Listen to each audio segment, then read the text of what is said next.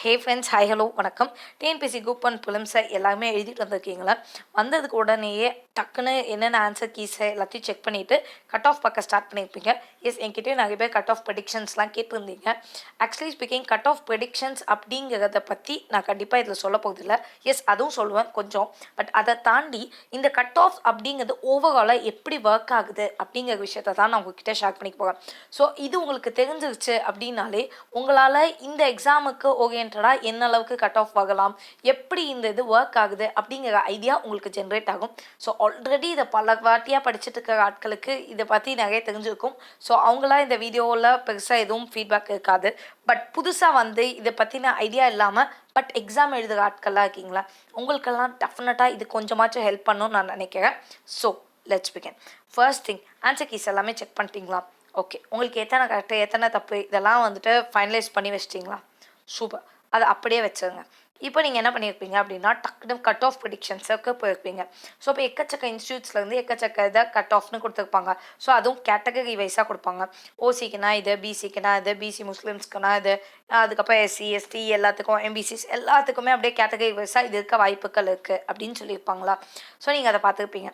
பார்க்கும்போது உங்களுக்கு ஒரு ஐடியா ஜென்ரேட் ஆகிருக்கும். ஓகே, நம்ம கிளியர் பண்ணிடுவோம் அப்படின்னு தோணும். சில கட் ஆஃப் பார்த்தா ஐயோ என்னடா இந்த கட் ஆஃபை பார்த்தா கிளியர் பண்ணுறோன்னு இல்லாத மாதிரி இருக்குன்னு தோணும்.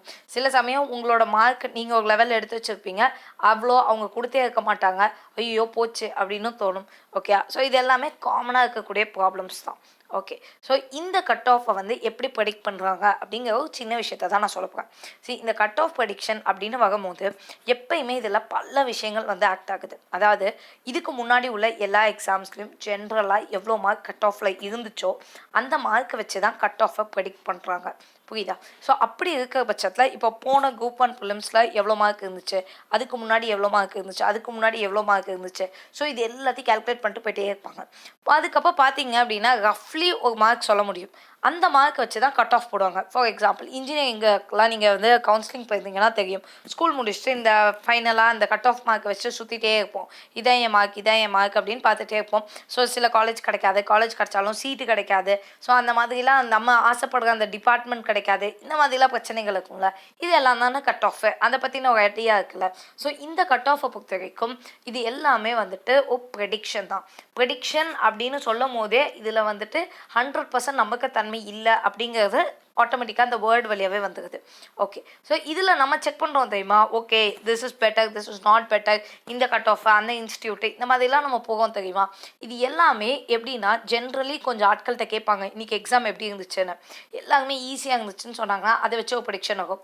இல்லை அவங்க கேட்க ஆட்கள்லாம் டஃப்பாக இருந்துச்சுன்னு சொன்னாங்கன்னா அதை வச்சு ஒரு ப்ரெடிக்ஷன் ஆகும். ஓகே, ஸோ கிட்டத்தட்ட சாம்பிள் ஸ்பேசிங் அப்படின்னு ஒரு டேர்ம் உண்டுல.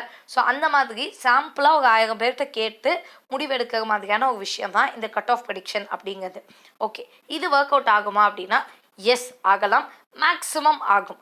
பட் அதை தாண்டி ஒரு விஷயம் பார்த்துக்கோங்க, லைக் ரிலையபிலிட்டி அப்படிங்கிறது நம்ம யாருக்குமே தெரியாது. ஏன்னா இப்போ நீங்கள் வந்து சென்னையில் இருக்கீங்க, சென்னையில் உள்ள எல்லாரையும் பிடிச்சி கேட்டுட்டீங்க, எல்லாருமே ஓகே நான் ஆவரேஜாக பண்ணியிருக்கேன், ஒரு 100 கொஷின்ஸ் போட்டிருக்கேன் அப்படின்னு சென்னை ஃபுல்லாகவே சொல்லிட்டாங்கன்னு வச்சுக்கோங்களேன். ஓகே, அப்போ 100னா எல்லாருமே அவ்வளோதானே போட்டிருக்காங்க.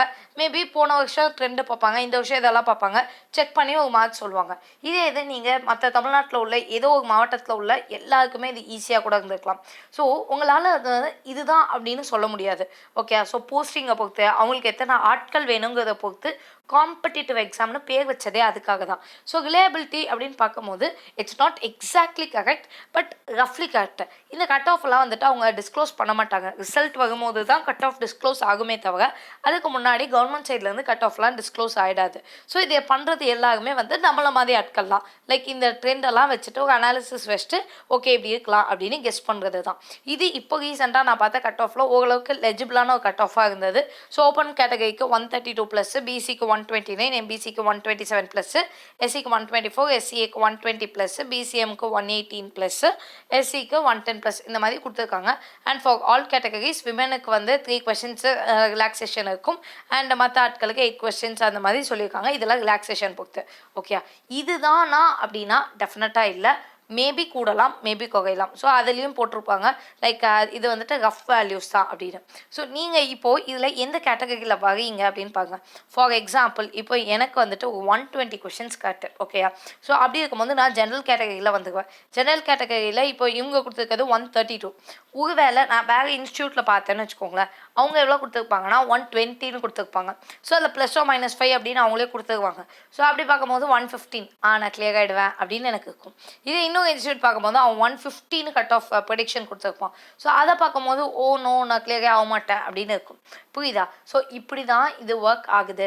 ஸோ இப்போது நீங்கள் என்ன பண்ணணும் அப்படின்னா, இந்த கட் ஆஃப்லாம் இருக்குல்ல, இது ஒரு ரஃப்பான ஒரு கட் ஆஃப்னு வச்சுக்கோங்க. ரஃப்லி இந்த கட் ஆஃபை சம்வேர் நீங்கள் 100 தொட்டுட்டீங்க அப்படின்னாலே you just start preparing for the next. ஏன்னா நமக்கு தெரியாது, போகாமல் இருக்கலாம், அது பிரச்சனை இல்லை. பட் ப்ரொசீட் ஆகுமா அப்படிங்கிறதா பிரச்சனை. இல்லைப்பா நான் அதுக்கு கொஞ்சம் கம்மியாக தான் இருக்கேன், எனக்கு வாய்ப்பே இல்லையா அப்படின்னா அதுவும் நம்மளால் சொல்ல முடியாது. பட் மோஸ்ட்லி சான்ஸ் கொஞ்சம் கம்மி. ஏன்னா ஜென்ரலாகவே காம்படிஷன் ஜாஸ்தி அப்படிங்கும் போது போஸ்டிங்கும் கம்மி அப்படிங்கும் போது காம்படிஷன் அப்படிங்கிறத நம்ம கணக்கில் வைக்கிறதுனால மேபி வாய்ப்பு கம்மி. ஸோ அப்போ நீங்கள் என்ன பண்ணலான்னா மற்ற எக்ஸாம்ஸுக்கு இன்னும் கொஞ்சம் ப்ரெடாமினெண்ட்டாக ப்ரிப்பேர் பண்ண ஆரம்பிக்கலாம். அவ்வளோதான். ஸோ இப்படி தான் இது ஒர்க் ஆகணுமே தவிர ஐயோ எனக்கு கட் ஆஃப் இந்த இன்ஸ்டியூட் அந்த இன்ஸ்டியூட் அடுத்து அப்படின்னு நம்ம போனோன்னா டைம் தான் வேஸ்ட்டு. அது நமக்கு தேவையில்லை. So start working proactively. டக்குன்னு அடுத்தது நீங்கள் என்ன பண்ண போகிறீங்க, அடுத்து என்ன எக்ஸாமுக்காக ப்ரிப்பேர் பண்ண போகிறீங்கிறத பாருங்கள். அந்த எக்ஸாமுக்காக போய் ப்ரிப்பேர் பண்ணுங்கள். இந்த கட் ஆஃபை வச்சுட்டுலாம் நீங்கள் சுற்றிட்டு இருக்காதீங்க. ஏன்னா இது எல்லாமே ப்ரெடிக்ஷன் பேஸஸ் தான். ஓகே. ஸோ நீங்கள் ஓகேயா போயிட்டீங்களா பாருங்க. லைக் 140+ இருந்தீங்கன்னா நீங்கள் கன்ஃபார்மாக கிளியர்டு தான். ஸோ அப்படி இருக்கிற பட்சத்தில் அவங்க எல்லாருமே ஜாலியாக போய் 130+ கூட வச்சுக்கலாமே. 130+ ஆட்கள் எல்லாருமே கிளியர் பண்ணதுக்கான வாய்ப்புகள் இருக்குது. ஸோ நீங்கள் அடுத்த லெவலுக்கு போய் ப்ரிப்பேர் பண்ணுங்கள். அதே மாதிரி ஒரு 100 மைனஸில் உள்ளவங்களுக்கு கொஞ்சம் கஷ்டம். நான் இம்பாசிபிள் சொல்லலை, கஷ்டம். ஸோ அவங்கெல்லாம் போயிட்டு நீங்கள் வேறு ஏதாவது எக்ஸாம்ஸ்க்கு படிக்கிறதா இருந்தால் படிக்கிறதுக்கு ஸ்டார்ட் பண்ணுங்கள். ரெக்கட்லாம் பண்ண வேணாம். ரெக்கட் பண்ணுற அளவுக்குலாம் இங்கே நமக்கு டைமும் கிடையாது, அவசியமும் கிடையாது. பிகாஸ் நம்ம ஆல்ரெடி நிறைய விஷயங்களை பார்த்துட்டோம். நம்ம மிஸ்டேக் அனாலிசிஸ் பண்ணிவிட்டு அடுத்து என்ன பண்ணலாங்கிறத பார்க்கறது தான் ஒரு கரெக்டான விஷயமா இருக்கும். இந்த நடு ஆட்கள் இருக்கீங்க பார்த்தீங்களா, 110 to 130 இதில் தான் எக்கச்சக்கமான ஆட்கள் மாட்டிகிட்டு இருப்போம். ஸோ நம்மளாம் என்ன பண்ணணும் அப்படின்னா இதை பெருசாக மைண்ட் பண்ணிக்காமல் கான்ஃபிடென்ஸாக ஹோல்ட் பண்ணணும். ஓகே நான் நெக்ஸ்ட் லெவல் போகிறதுக்கான வாய்ப்பு இருக்குது அப்படின்னு நீங்கள் நினச்சிங்கன்னா இது ஒன்று தான், ஆனால் எனக்கு இதுதான் வேணும் அப்படின்னு நினச்சிங்கன்னா இந்த எக்ஸாமோட நெக்ஸ்ட் லெவலுக்கு ப்ரிப்பேர் பண்ணுங்கள். இல்லை எனக்கு அப்படி இல்லை, எனக்கு இதுவும் வேணும் மற்றதும் வேணும் அப்படின்னா ஈக்குவலாக டைமை பிரித்து ப்ரிப்பேர் பண்ண ஸ்டார்ட் பண்ணுங்கள். ஸோ இது ஒன்று தான் நம்மளால் பண்ண முடியுமே தவிர மற்றபடி பெரிய லெவலில் பண்ண முடியாது. ஃபார் எக்ஸாம்பிள் இப்போது நீங்கள் வந்து 12th எக்ஸாம் எழுதினீங்கள்ல, நீங்கள் உங்கள் காலேஜுக்கு போனீங்கள்ல, இப்போ என் காலேஜுக்கு வந்து நான் வாங்கின மார்க்குக்கு ஆப்வியஸ்லி எனக்கு அண்ணா யூனிவர்சிட்டியில் நான் கேட்குற டிபார்ட்மெண்ட்டில் சீட்டு கிடச்சிருக்காது. ஸோ அது எனக்கு ஒன்ஸ் தெரிஞ்ச உடனே நான் அடுத்தடுத்த ஆல்டர்னேட்டிவ்ஸ் பார்க்க ஆரம்பிச்சிட்டேன். இப்போ நான் வச்சுருந்த ஒரு 4-5 ஆப்ஷன்லேயே எனக்கு 2-3 காலேஜஸ் கிடச்சிருச்சு நான் கேட்ட டிபார்ட்மெண்ட்டில். ஸோ அப்படி இருக்கும் போது இப்போது நான் வேறு ஏதோ காலேஜ் போய்ட்டேன், கவர்மெண்ட் காலேஜில் தான் படித்தேன். அப்போ என் காலேஜில் நான் உள்ளே போகும்போது உள்ள கட் ஆஃபுக்கும் அதுக்கு அடுத்து இப்போது அதே காலேஜுக்குள்ளே போக கட் ஆஃபும் டிஃப்ரெண்ட்டாக இருக்குது. அது மட்டும் இல்லை, நான் வந்துட்டு 2013 எழுதின 12th பேட்ச்.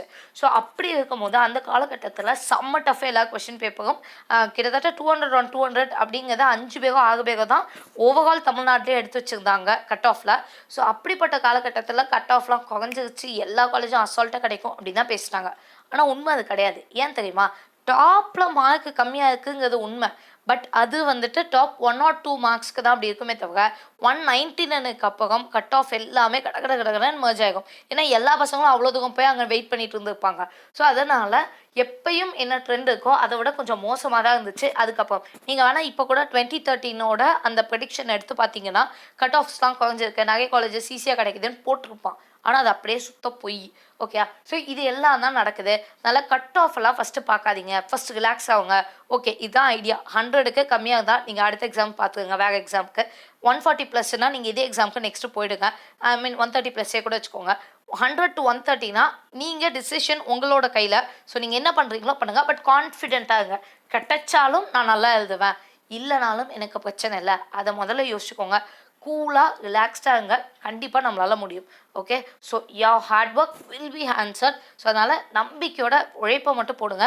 உழைப்பை தாண்டி இந்த உலகத்தில் வேறு எதுவுமே முக்கியம் கிடையாது. ஸோ உழைச்சிட்டே இருங்க. உங்களுக்கு என்ன கரெக்டாக இருக்குமோ அதுவே வந்து உங்களை சேரும். So don't worry. All the very best. If you have anything to say please to say me in the comments below. And for instant updates Telegram சேனலோட லிங்க் கீழே டிஸ்கிரிப்ஷனில் இருக்கும். Please to join over they. Thank you.